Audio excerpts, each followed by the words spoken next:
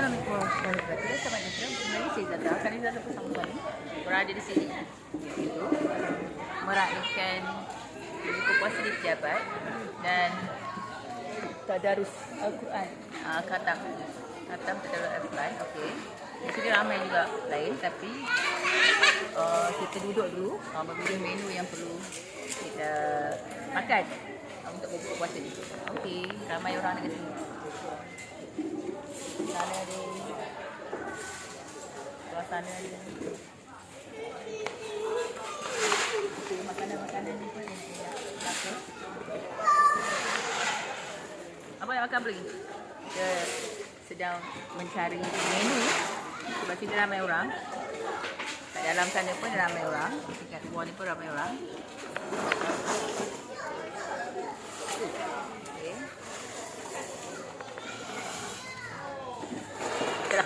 Kami nak jamu saya terlebih dahulu. Kita akan pusing. Okey. Pusing-pusing kat sini dulu mencari makanan untuk makanlah setelah buku ni. Okey. Okeylah. Kita buku ini punya. Jangan subscribe, like, share. Abang. Tenang sekali.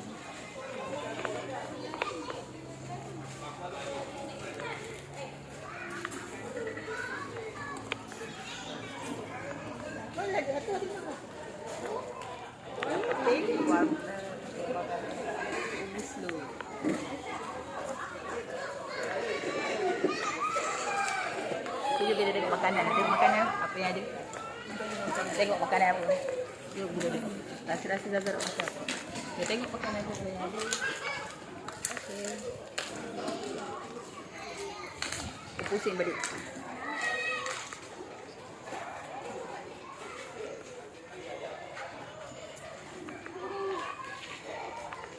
Okay, kat sana ada es krim, kat sana ada jadi biasanya jangan lupa subscribe, like, share and komen YouTube kami. Kita tak ada selalu.